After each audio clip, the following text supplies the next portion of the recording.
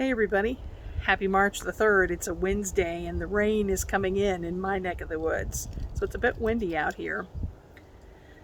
But I'm glad to be with you for a moment or two. I'm Reverend Sarah Ritchie. I'm the pastor of First Christian Church in San Bernardino, and I happen to be in my backyard at the moment. So I was reading a popular devotional today, and it was a very nice devotional book, well written. But there was something about it that just jarred at me, and I couldn't figure out what it was until I recognized that the author of the devotion for today kept using masculine pronouns to define who God is. He, him, his, Lord. And that just really got to me. Not because I'm necessarily the most politically correct person in the world, because truth be told I'm not, but because it's really poor translation of the scripture.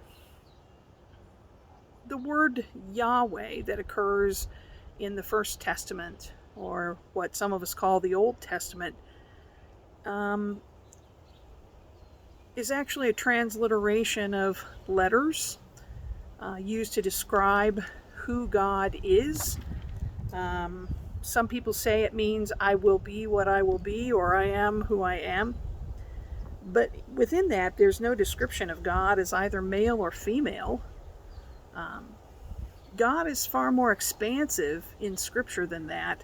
And in fact, when you read the word Lord, capital Lord, it's usually because the translator took out Yahweh and put in Lord to describe who and what God is, but they happen to use a word that is both masculine and full of power, strength. And I just think that's poor theology, for whatever that's worth to you all today. God's far more expansive than any one gender. Indeed, even saying God is a bit problematic. That's why so many pastors these days are saying things like, divine, healer, transformer. Pick a descriptor term. There are plenty in Scripture that would define God in a way that is above or beyond gender. As a woman, I want to be included in the story. And so I guess that's why I'm speaking to you in this way, in this month that's also known as Women's History Month, that we can read the scripture without taking away our respect for it or for who we believe God to be, the divine to be, by using more expansive language.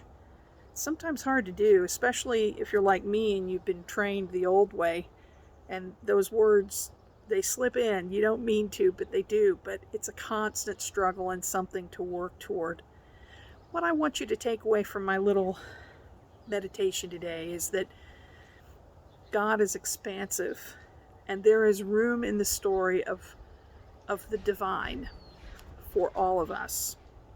Male, female, fluid, whatever we may be, however we may identify, there is certainly room for each of us in the story of the divine.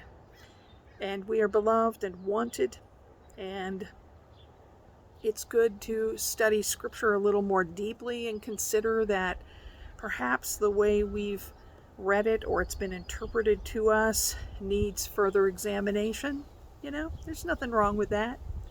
So, with all of that in mind, I wish you all a very happy Women's History Month, and encourage you to read and study with care.